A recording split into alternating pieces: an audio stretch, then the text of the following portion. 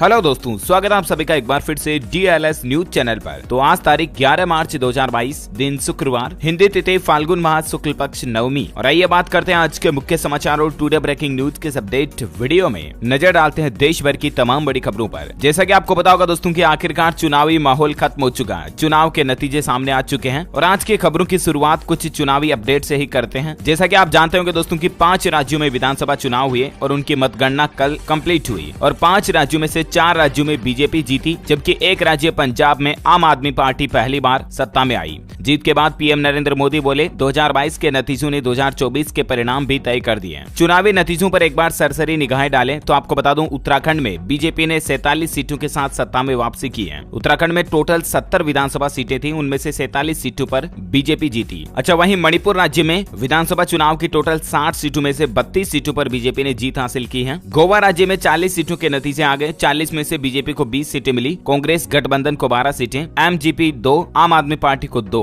और अदर को 1 सीट मिली है। वहीं उत्तर प्रदेश में तो बीजेपी की शानदार जीत रही। 37 साल बाद दोबारा पूर्ण बहुमत के साथ कोई सरकार यूपी में आई है। उत्तर प्रदेश में लगातार दूसरी बार योगी आदित्यनाथ की सरकार आने जा रही है। पूर्वांचल से अवध तक 255 सीटों पर कमल ने जीत हासिल की है। टोटल उत्तर प्रदेश विधानसभा चुनाव की 403 सीटों में से बीजेपी ने भाजपा गठबंधन के साथ टोटल 273 सीटों पर जीत हासिल करते हुए सत्ता पर फिर से कब्जा कर लिया। वहीं आपको बता दूं दोस्तों यूपी में सपा गठबंधन को सिर्फ 125 सीटों पर जीत मिली है। बात करें पंजाब की तो यहाँ आम आदमी पार्टी ने बड़ी ही स्पष्ट बहुमत के साथ जीत हासिल की है। पंजाब में कैप्टन अमरिंदर सिंह, नवजोत सिंह सिद्धू समेत कई दिग्गज मात खा गए। आम आदमी पार्टी ने पंजाब की टोटल 117 विधानसभा सीटों में से 42 सीटों पर शानदार जीत दर्ज करके अपनी सरकार बनाना तय कर दिया। अच्छा, आइए फटाफट से कुछ और इलेक्शन न्यूज अपडेट देखते हैं। 5 राज्यों के नतीजों का केंद्र पर क्या असर होगा। 4 स्टेट में जीत से बीजेपी को 10 राज्यों में फायदा होगा। पंजाब में सरकार बनाने वाली आम आदमी पार्टी बनेगी बीजेपी का विकल्प है। वही दोस्तों चुनाव में हार के बाद राहुल गांधी के साथ साथ प्रियंका भी फ्लॉप हो गई। उत्तर प्रदेश, उत्तराखंड समेत 5 राज्यों में कांग्रेस का सफाया हो चुका है और इस हार के बाद सभी राज्यों में बुरी तरह से हारने के बाद राहुल गांधी ने ट्वीट भी किया और ये बात कही। राहुल गांधी ने प्रतिक्रिया देते हुए कहा कि जनता का फैसला हमें विनम्रता के साथ स्वीकार है। वहीं सोशल मीडिया पर कई ऐसे मीम्स भी बनाए गए कि कमल का फूल देखकर फ्लावर समझा था क्या। सोशल मीडिया यूजर्स ने सपा और दूसरी राजनीतिक पार्टियों की जमकर खिंचाई की। देखिए, बसपा खुद नहीं जीती पर सपा का खेल भी बिगाड़ दिया। जिन 122 सीटों पर बसपा ने उतारे मुस्लिम यादव उम्मीदवार उत्तर प्रदेश में, उनमें भाजपा गठबंधन ने 68 सीटें जीती। वह देखिए दोस्तों 4 राज्यों में जीत के बाद पीएम मोदी का लाइव स्पीच। प्रधानमंत्री बोले कि कार्यकर्ताओं ने वादा किया था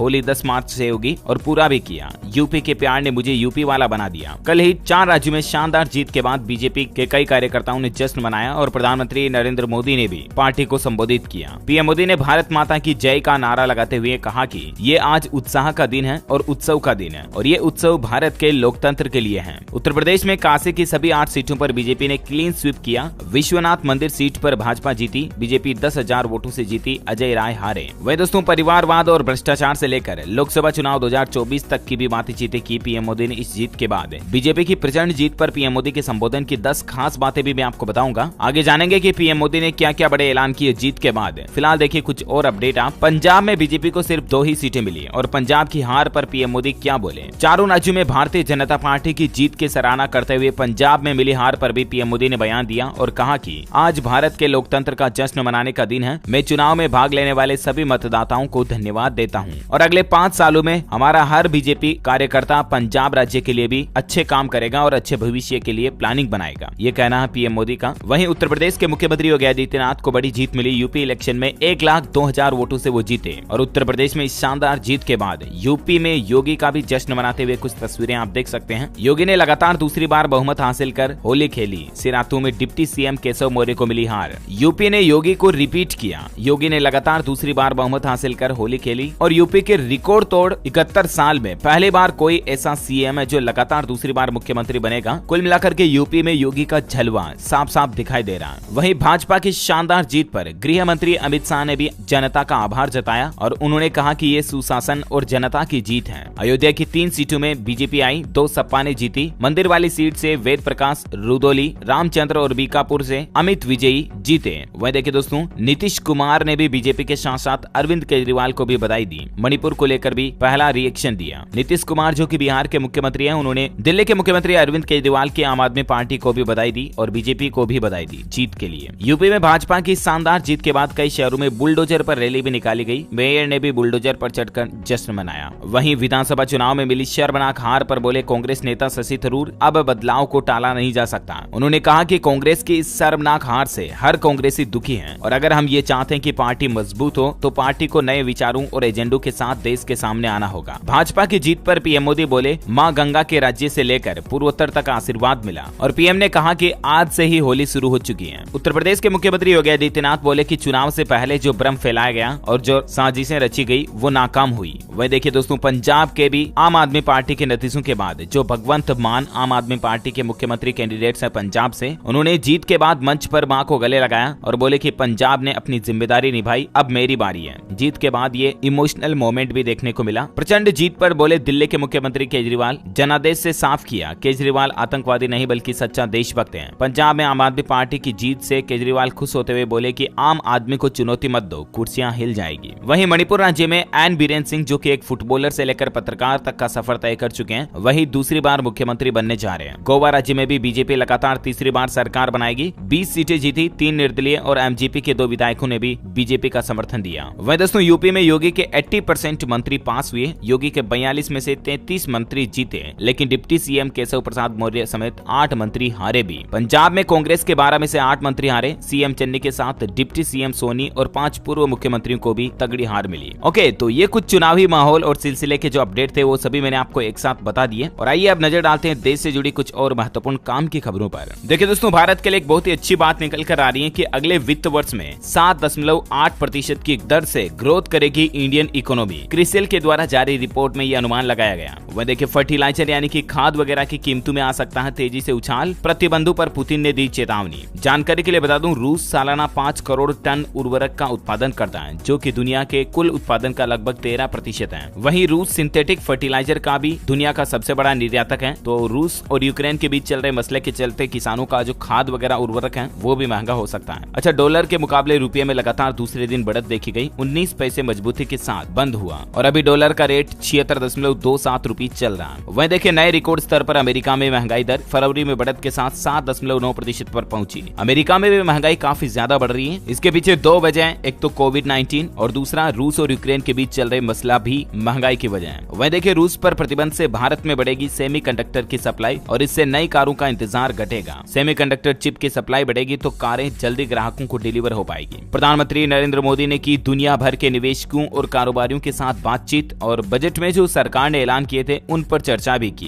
प्रधानमंत्री ने 11 वेबिनार के जरिए बजट के ऐलानों पर चर्चा की। कार्यालय के मुताबिक इन वेबिनार के जरिए अलग अलग क्षेत्रों के करीब 40,000 लोग जुड़े हुए थे, जिसमें खास करके कारोबारी, एमएसएमई, निर्यातक, निवेशक, स्टार्टअप वगैरह के अधिकारी भी शामिल थे। अच्छा, वहीं रेलवे को लेकर कुछ अपडेट देखिए दोस्तों। होली पर अब आराम से आप घर जा सकेंगे। रेलवे ने बिहार के लिए 13 जोड़ी स्पेशल ट्रेन चलाई है, ताकि होली पर यात्रियों को आने जाने में गांव वगैरह शहर से आते जाते हैं तो दिक्कत ना हो। इसके अलावा रेल यात्रियों के लिए एक और गुड न्यूज ये है कि इस तारीख से आपको सफर में फिर से कंबल और चद्दर मिल पाएगा। दरअसल पिछले 2 सालों से कोविड-19 यानी कि कोरोना के चलते रेलवे ने ट्रेन में चादर कंबल की व्यवस्था को बंद कर रखा था, लेकिन अब रेल यात्रियों को यह सुविधा वापस मिलना शुरू हो जाएगी। तो ऐसे में रेलवे ने कहा कि आदेश के मुताबिक कोरोना के पहले चरण की शुरुआत में लगाए गए प्रतिबंधों को तत्काल प्रभाव से हटाने का फैसला लिया। यानी कि अब आपको रेलवे में सफर के दौरान ट्रेनों में कंबल, चद्दर, तकिया वगैरह वापस मिल पाएंगे, है ना। वहीं इंडियन रेलवे पर एक और अपडेट देखिए। खाटू श्याम जी मेले के श्रद्धालुओं के लिए चलेगी 4 जोड़ी मेला स्पेशल ट्रेनें भी। अब ये कौन कौन से रूट पर और किस तारीख से चलेगी, इसकी डिटेल्स भी आप स्क्रीन पर देख सकते हैं। अच्छा, वहीं देखिए दोस्तों, रूस और यूक्रेन पर जंग अभी भी जारी है। यूक्रेन के अस्पताल पर रूस ने हवाई हमला किया, जिसमें 3 लोगों के जान जाने की खबर है, 17 लोग घायल हो गए। रूस का यूक्रेन पर हमले के बीच एक बड़ा ऐलान भी देखने को मिल रहा है। गोल्ड से वेट टैक्स को हटा दिया और अब सस्ता सोना मिलेगा। रूस के राष्ट्रपति व्लादिमीर पुतिन ने अमेरिकी डॉलर के मुकाबले येलो मेटल को सुरक्षित निवेश के रूप में अधिक तरजीह देने के लिए सोने की खरीद पर लगने वाले वैल्यू एडेड टैक्स यानी कि वेट को हटाने की घोषणा की है। और ये हटाए जाने के बाद रूस में सोना खरीदने पर 20% तक छूट मिलेगी। वहीं देखिए दोस्तों, रूस यूक्रेन की जंग के बीच कई देशों के आम आदमी को महंगाई का बड़ा झटका लग रहा है। हमारे भारत में भी सोयाबीन का तेल 174 रुपए प्रति किलो पहुंच गया। मूंगफली और सोयाबीन तेल के भाव बराबरी पर पहुंचे हैं। आम आदमी का मंथली बजट भी गड़बड़ाया। इस रूस यूक्रेन मसले फैसले के बाद 40 से 50 रुपए तक का इजाफा देखा गया है। गेहूं भी 2500 रुपए प्रति क्विंटल पर पहुंच चुके हैं और माना जा रहा दोस्तों कि अभी तो और बढ़ेंगे खाने के तेल के दाम। वह देखिए शेयर बाजार के निवेशकों के लिए जरूरी खबर है, सेबी ने बदले इन्वेस्टमेंट के नियम। दरअसल सेबी ने छोटे निवेशकों को राहत देते हुए यूपीआई के जरिए डेट सिक्योरिटीज में निवेश की लिमिट को बढ़ा दिया है, यानी कि सीमा को बढ़ा दिया। खुदरा निवेशक अब यूपीआई के जरिए डेट सिक्योरिटीज के पब्लिक इश्यूज में 5 लाख रुपए तक निवेश कर पाएंगे, यानी कि पब्लिक आईपीओ वगैरह जो आते हैं उनमें अब आप 5 लाख रुपए तक का निवेश यूपीआई के जरिए कर पाएंगे, है ना। अच्छा वहीं देखिए राजस्थान में 18-19 जून को होगी कंप्यूटर अनुदेशक की भर्ती परीक्षा।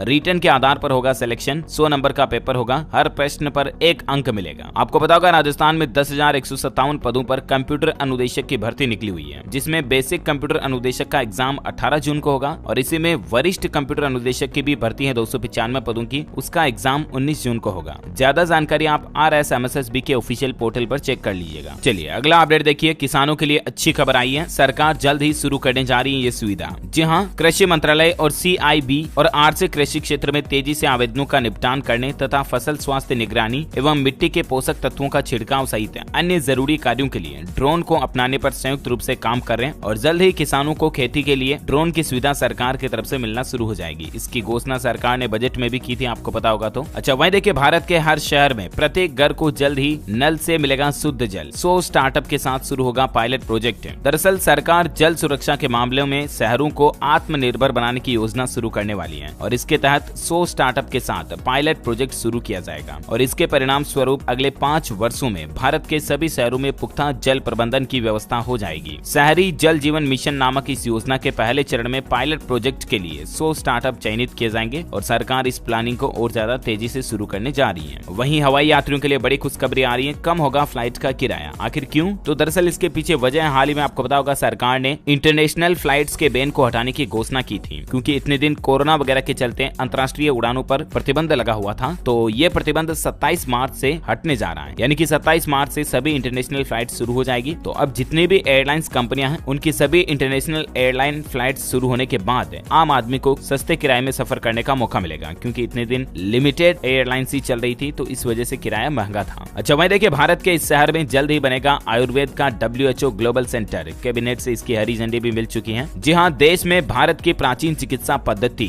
आयुर्वेद का लाभ अब पूरे विश्व को मिलने जा रहा है। दुनिया भर में पारंपरिक चिकित्सा के लिए पहला और एकमात्र आउटपोस्टेड वैश्विक केंद्र अब भारत में खुलने जा रहा है। प्रधानमंत्री नरेंद्र मोदी की अध्यक्षता में केंद्रीय मंत्रिमंडल ने भारत सरकार और विश्व स्वास्थ्य संगठन यानी कि WHO के बीच एक मेजबान देश समझौते पर आज हस्ताक्षर किया है और इसके बाद भारत में WHO global centre for traditional medicine यानी कि WHO GCTM की स्थापना को मंजूरी मिल गई है। जानकारी के लिए बता दूं, भारत का ये पहला आयुर्वेद ग्लोबल सेंटर जो है आयुष मंत्रालय के तहत ये गुजरात के जामनगर में खोला जा रहा है। अच्छा वहीं देखिए बड़ी खबर, साल 2021 में सबसे ज्यादा बिके ऐसे घर 7 शहरों की रिपोर्ट में ये बात का पता चला। दरअसल दोस्तों देश के टॉप 7 शहरों में 2021 में रेजिडेंशियल प्रॉपर्टी की कुल बिक्री में नई परियोजनाओं का हिस्सा करीब 34% रहा। संपत्ति संबंधित परामर्श देने वाली कंपनी एरोनॉक का कहना है कि इसकी वजह जाने माने डेवलपरों की ओर से नई आपूर्ति और निवेशक मांग में बढ़ोतरी रही है। अच्छा वहीं देखिए दोस्तों, हरियाणा राज्य में मुख्यमंत्री आवास को घेराव करेगा हरियाणा रोडवेज साझा मोर्चा। 13 मार्च के लिए बनी सहमति। रोहतक में बैठक पर पदाधिकारी बोले कि सरकार के हर धर्मिता से रोष है। दरअसल हरियाणा राज्य में रोडवेज कर्मचारी आंदोलन करने की प्लानिंग कर रहे हैं और 13 मार्च को वो मुख्यमंत्री आवास को भी घेरेंगे। उनकी कुछ मांगे हैं कि रोडवेज विभाग में 14,000 नई बसें शामिल की जाए और प्राइवेट बसों को परमिट देना बंद किया जाए। अब देखते हैं। और इसके अलावा उनकी ये भी मांग है कि पुरानी पेंशन योजना को वापस शुरू की जाए। तो देखना यह होगा कि हरियाणा के मुख्यमंत्री की तरफ से इस पर क्या अपडेट आता है। जो भी खबर आएगी मैं आपको बता दूंगा। अच्छा वहीं देखिए छत्तीसगढ़ से खबर आ रही है कि जहां किसानों का धरना अब वह प्रतिबंधित क्षेत्र होगा। मंत्रालय, सचिवालय और PHQ के पास धारा 144 लागू हो चुकी है। रैली करने वाले थे विरोध प्रदर्शन कर रहे किसान। छत्तीसगढ़ रायपुर में ये धारा 144 लागू की गई है। अच्छा खेल समाचार पर खबर देखिए, women's world cup points table में न्यूजीलैंड से हार के बाद 5वें नंबर पर आई टीम इंडिया। 12 मार्च को अब वेस्ट इंडीज से मुकाबला होगा भारत का। साथ ही देखिए दोस्तों, राजस्थान में सरकार ने एक बड़ी घोषणा की है। मुखबिर योजना में अब 3 लाख का इनाम मिलेगा। भ्रूण लिंग परीक्षण की सही सूचना देने वालों को राज्य सरकार से ये इनाम की राशि मिलेगी। दरअसल राजस्थान में राज्य सरकार भ्रूण लिंग जांच को रोकने के लिए मुखबिर योजना के तहत राशि की घोषणा की है। और मतलब जो ये गर्भावस्था के दौरान महिलाओं में पेट में बच्चा बच्ची की जांच करते हैं ना कि लड़का है या लड़की है सोनोग्राफी के जरिए, तो ऐसी जांच का अगर आप शिकायत करते हो, कंप्लेन करते हो, तो आपको राज्य सरकार की तरफ से 3 लाख रुपए की राशि दी जाएगी। इसके लिए कंप्लेन आप इस ईमेल के जरिए भी कर सकते हैं या 104 या 108 नंबर पर भी कर सकते हैं। हैं। अच्छा, साथ ही देखिए बड़ी खबर, अंतर्राष्ट्रीय महिला न्यायाधीश दिवस मनाया गया कल ही। सुप्रीम कोर्ट में पहली बार इस तरह का समारोह मना। सीजेआई ने कहा कानूनी शिक्षा में लड़कियों को भी आरक्षण मिलना चाहिए। करंट अफेयर्स के हिसाब से इंपोर्टेंट है, देश में पहली बार अंतर्राष्ट्रीय महिला न्यायाधीश दिवस कब मनाया गया? ध्यान रखिएगा 10 मार्च को सुप्रीम कोर्ट में। ओके, और अगला अपडेट देखिए दोस्तों, आपको चूना लगाने के लिए जालसाज अपना रहे ये तरीका,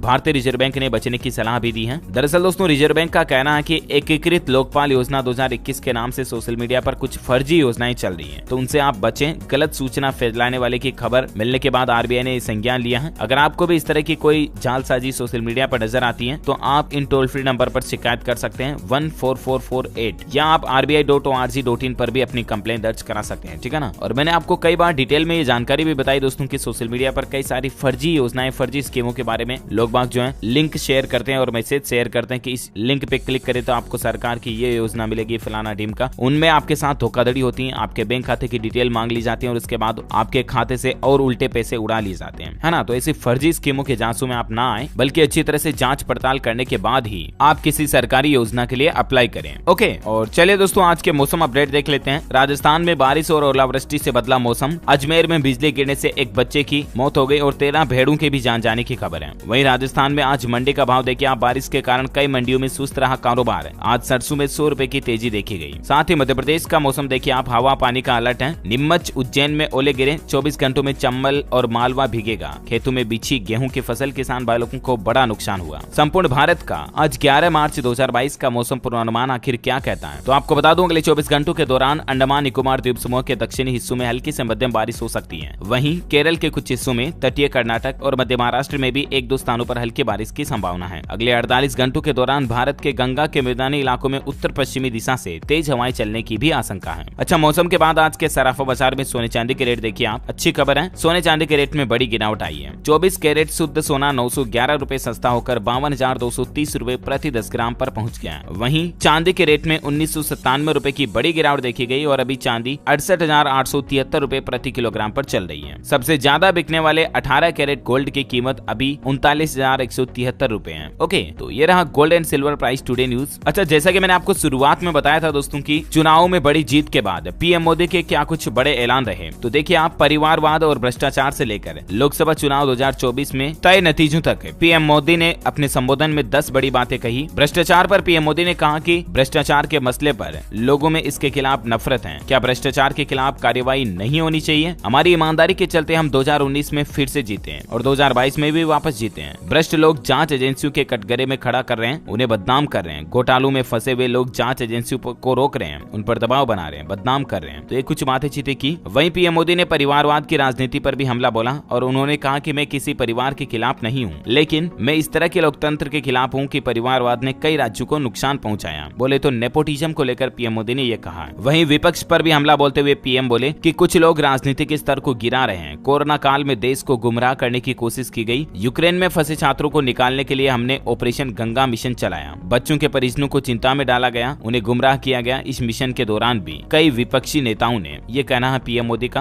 5 राज्यों के चुनावों में बीजेपी को पंजाब में निराशा झेलनी पड़ी, यहाँ उसे केवल 2 सीटें मिली। इस पर पीएम मोदी ने कहा कि पंजाब में बीजेपी और उभरेगी। कार्यकर्ताओं ने खूब मेहनत की है। पंजाब के लोगों को अलगाववादी ताकतों से सावधान रहने की जरूरत है। वहीं पीएम ने कहा कि मैं गरीब के घर तक उसका हक पहुंचाए बिना चैन से बैठने वाला नहीं हूं। गरीबों तक योजनाएं पहुंची जाए। जहां भी माताओं बहनों ने पुरुषों के मुकाबले ज्यादा वोट किया, वहां बीजेपी बम्पर जीती है। हमने 4 चुनाव में करके दिखाया कि भारत की बहन और बेटियां बीजेपी पर भरोसा कर रही हैं। चुनाव ने ये बात साफ कर दी है। पीएम मोदी ने कहा कि यूपी की जनता ने जाति की बातें करने वालों को बड़ा संदेश दिया है, जातिवाद के नाम पर बदनाम करने वालों को जवाब भी दिया। उन्होंने कहा कि जाति का मान देश को जोड़ने में होना चाहिए, ना कि तोड़ने में। वहीं पीएम बोले कि यूपी के नतीजों ने कहा कि यूपी ने देश को कई प्रधानमंत्री दिए हैं, लेकिन पहली बार किसी मुख्यमंत्री को दोबारा चुना गया। 37 साल बाद पहली बार दोबारा सरकार रिपीट हुई और गोवा में भी जीत की हैट्रिक लगी है। उत्तराखंड में भी पहली बार सरकार दोहराई गई है। भाजपा को चारों दिशाओं से आशीर्वाद मिला। पीएम मोदी बोले कि आज का दिन भारत के लिए लोकतंत्र का उत्सव का दिन है। इस जीत के लिए पीएम मोदी ने देश की महिलाओं और युवाओं को भी क्रेडिट दिया और कहा कि पहली बार वोटर्स ने बीजेपी की जीत पक्की की है। पीएम बोले कि देश ने अभी कुछ दिन पहले तक कोरोना महामारी झेली है। अभी दुनिया इस कठिन दौर से बाहर भी नहीं निकल पाई कि यूक्रेन और रूस की जंग ने दुनिया भर के देशों को चिंता में डाल दिया। इस वक्त जो युद्ध चल रहा है उसका असर हर देश पर पड़ रहा है। भारत शांति के पक्ष में है, बातचीत से हर समस्या को सुलझाने के पक्ष में है, लेकिन जो देश